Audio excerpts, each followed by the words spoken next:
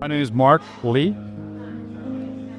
How I got into the ministry, I was a young banker and financial analyst in the middle of my MBA program and struggling with the purpose of my life and finding meaning of what I wanted to do and what I was brought into this world to do. And in the midst of that struggle, wrestling with God, as you will, I was at a church retreat and I had a revelation that I was being called to ministry. And it really freaked me out. I didn't know how to respond to that. But over a 2-year process of meeting with, praying with, and discerning with pastors around the area that I could grab a hold of, I was affirmed in the fact that I am called to the ministry. And so, thus, I went to seminary, finished my MBA, went to seminary, and entered the ministry.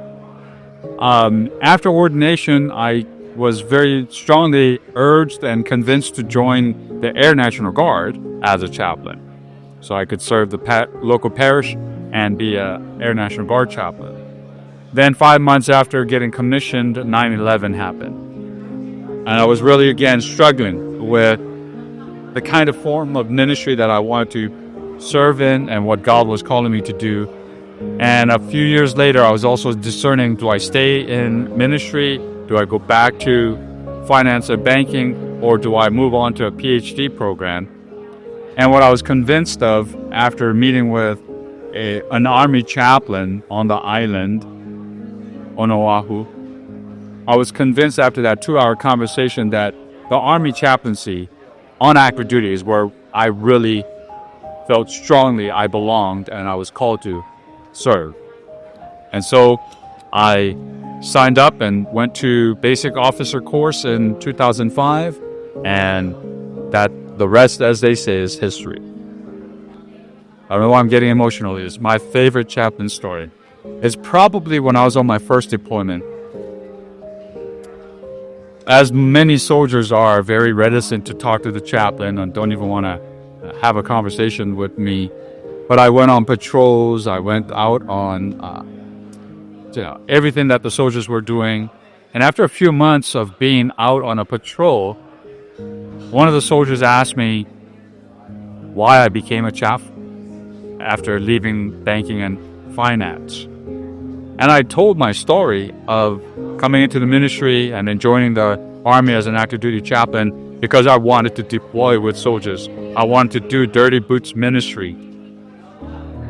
And he said to me, I can respect that. And in fact, he would always tell me every Sunday, like, chaplain, if you ever see me in chapel, the chapel's going to burn up in flames. And after all these months of getting to know him and talking with me on patrols, one day I get up in chapel to preach to crit at Fob Spiker. Here he walks in.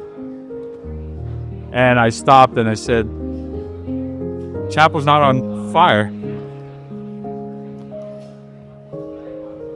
And he's been one of the strong supporters of the chaplaincy, the chaplain corps, and chapels.